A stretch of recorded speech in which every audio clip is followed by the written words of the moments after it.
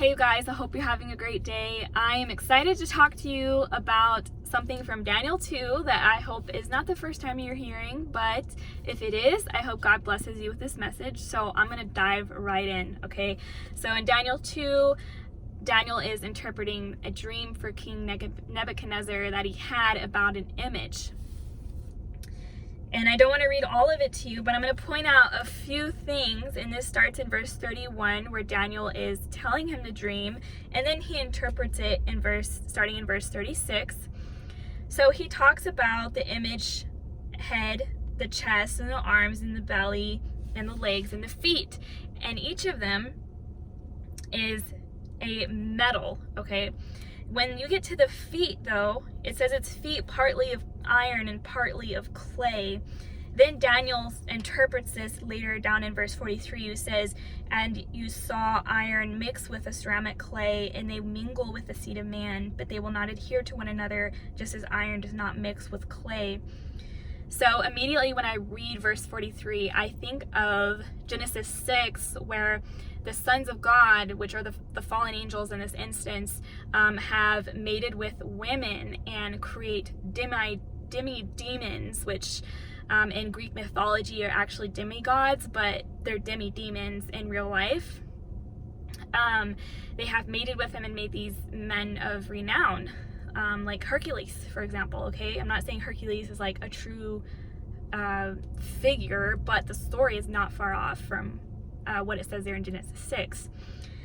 So when I read they will mingle with the seed of man here in Daniel 2:43, I think of that passage because the seed of man is man's offspring, and they is not talking about men because it's contrasting the two, the seed of man being the man and then they being something else. So what is they?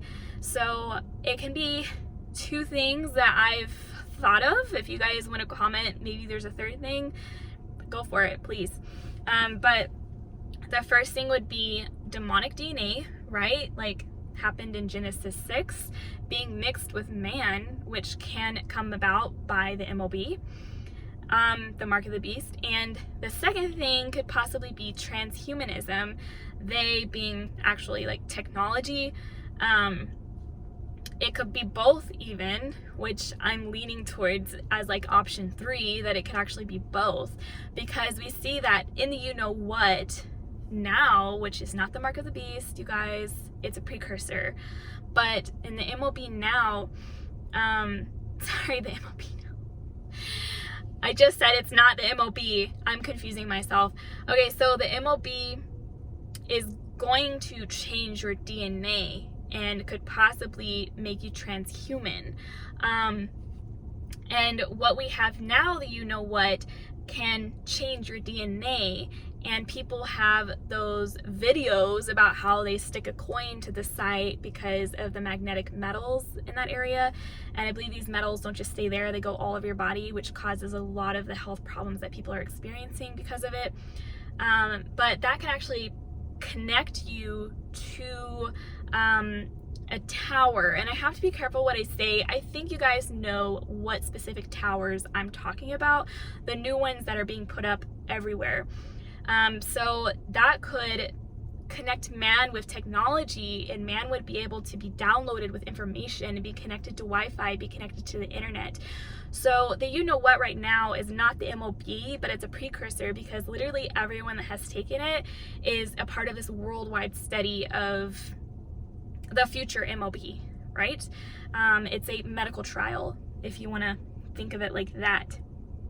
So that is why I think what's being said here in verse 43, they will mingle with the seed of man, is talking about what is going to happen with the mark of the beast of Revelation 13. And we know that if you take the mark, then you cannot go to heaven. Why is that?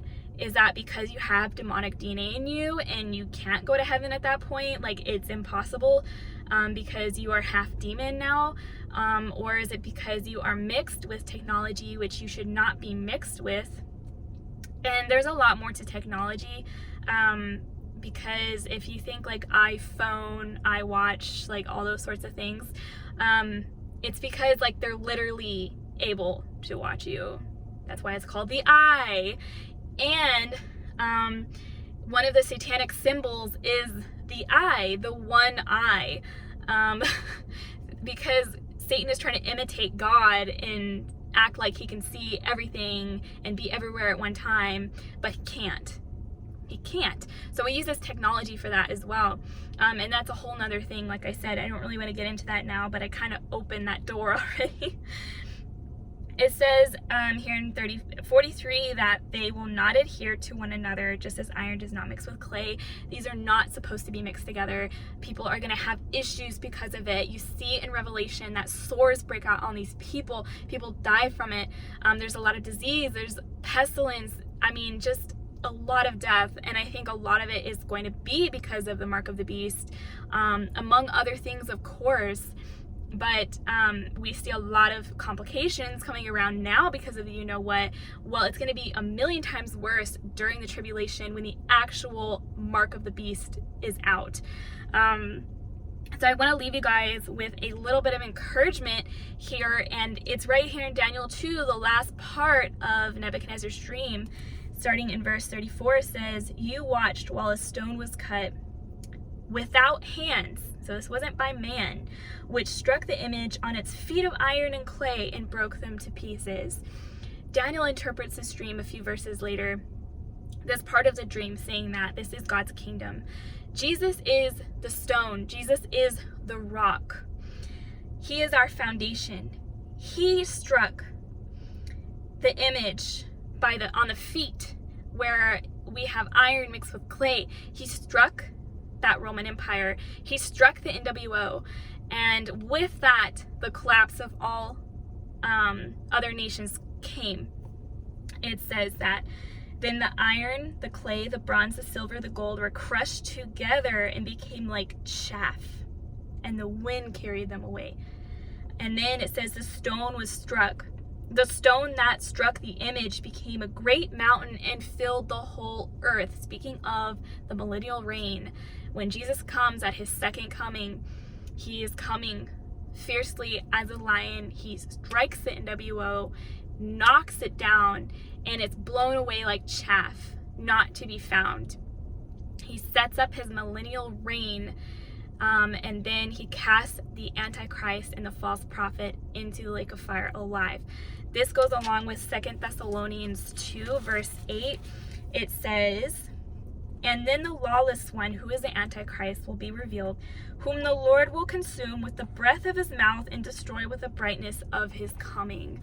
Jesus, the rock, the stone here, is going to strike the feet of iron and clay.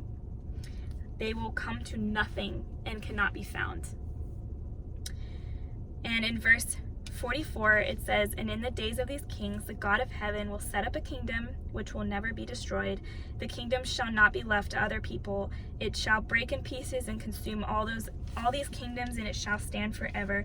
Insomuch as you saw that the stone was cut out of the mountain without hands," saying that it was cut out by God, "and that it broke in pieces the iron, the bronze, the clay, the silver, and the gold. None can stand.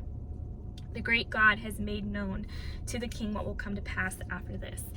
So I believe that if we are here for a little bit longer period of time, God is going to reveal more to us about this. But 20, 30 years ago, people would not have necessarily been thinking that this verse is talking about, verse 43 is talking about demonic DNA or transhumanism.